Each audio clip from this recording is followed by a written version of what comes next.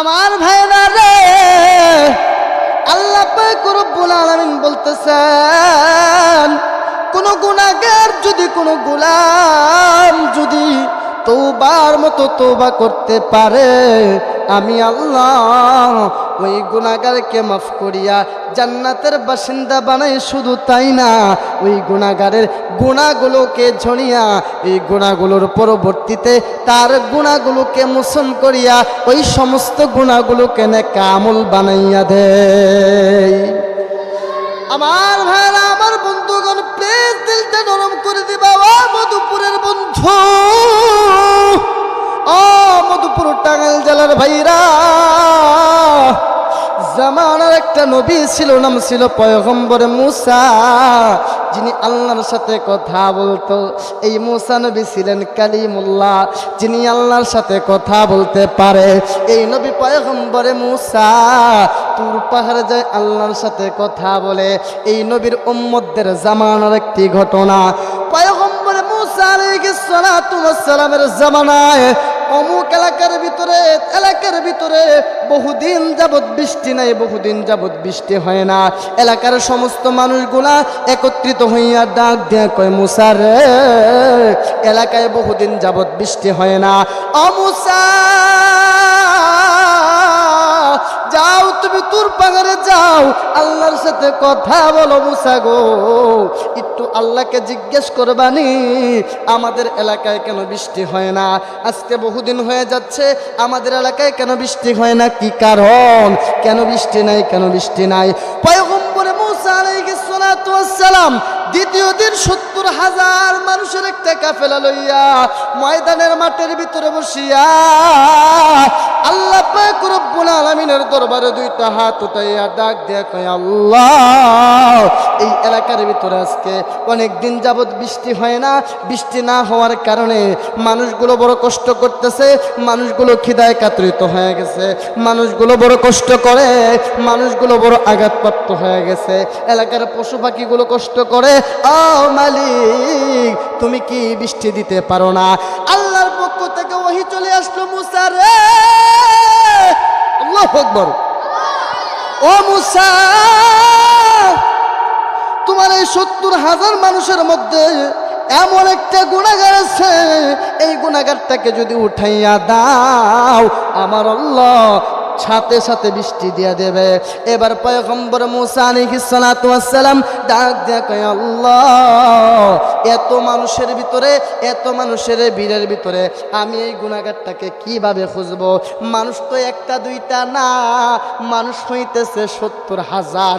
পয়গম্বর মুসা এই কথা বলার পরে আল্লাহ পাক রব্বুল আলামিন ডাক দিয়ে কয়, মুসা রে, সেই ৭০,০০০ মানুষের ভিতরে এলান করে দেওয়ার দায়িত্ব তোমার।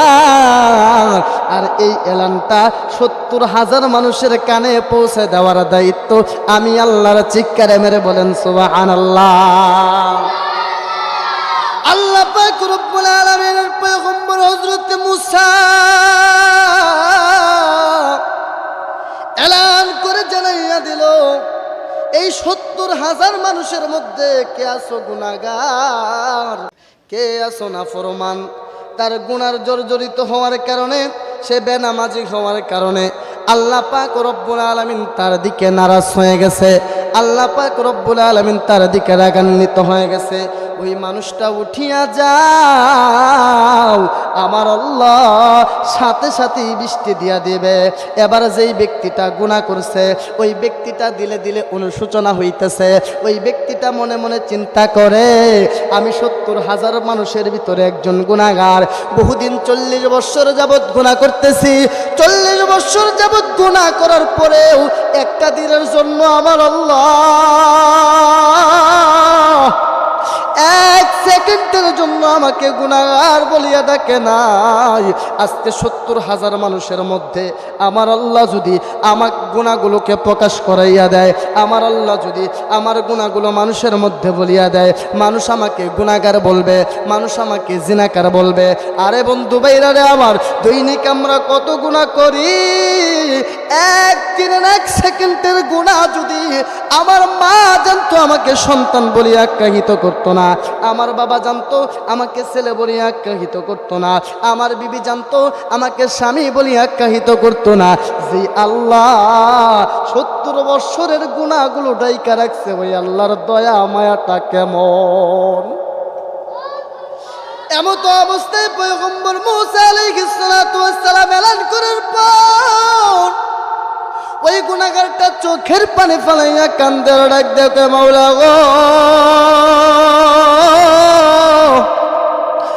40 বছর যাবত লাগাতার গুনাহ করতেছি, তুমি আমার গুনাহগুলো প্রকাশ করো নাই।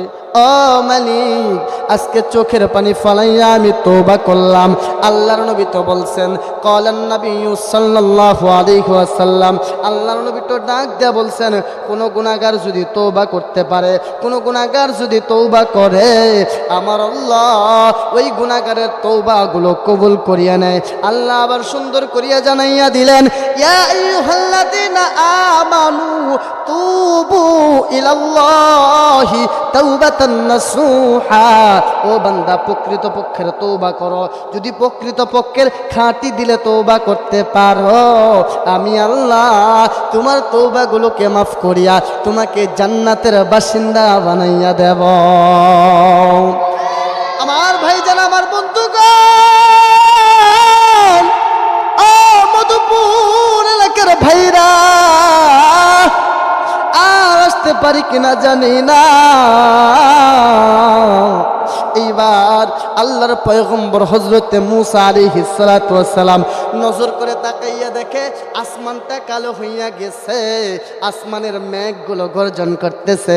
আল্লাহ পাক রব্বুল আলামিন আসমান থেকে টপ টপ টপ টপ করিয়া বৃষ্টি দিয়া দিছে। সুবহানাল্লাহ।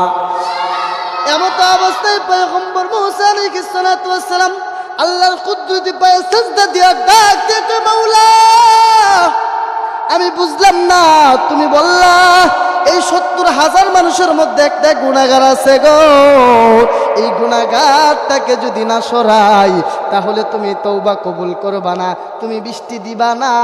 ও মাওলা গো, তাহলে এই গুনাহগার তো বের হইল না, এই গুনাহগারকে না বের করিয়া কিভাবে তুমি বৃষ্টি দিয়ে দিলা?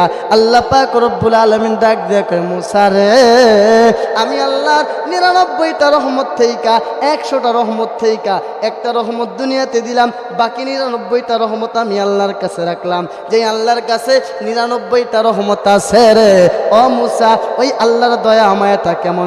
আল্লাহ বলে, গোলাম, তোমার বাবার চাইতেও আমার দয়া অনেক বেশি, তোমার মার চাইতেও আমার দয়া অনেক বেশি। আল্লাহ বলেন, গোলাম, তোমার বোনের চাইতেও আমার দয়া অনেক বেশি রে। এই গোলাম, তোমার বিবির চাইতেও আমার দয়া বেশি রে। অথচ এই মালিকটারে ভুইলা কত রাত ঘুমের ঘরে ঘুমাইয়া যাও, অথচ এই মালিকটারে ভুইলা কত রাত আড্ডার ভিতরে কাটাইয়া দাও।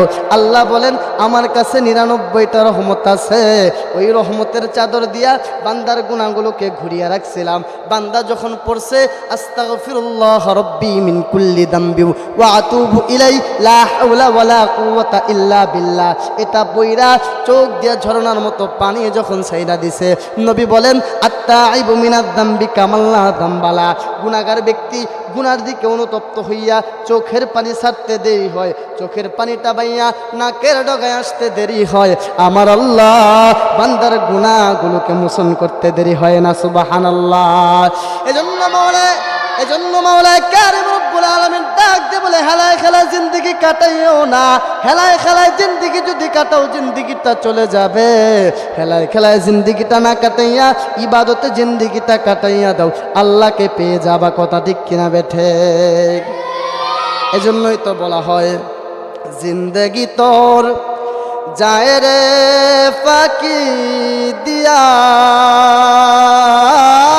রে সোনার আদম, জিন্দেগি তোর যায় ফাঁকি দিয়া, জিন্দেগি তোর যায় রে ফাঁকি দিয়া রে সোনার আদম, জিন্দেগি তোর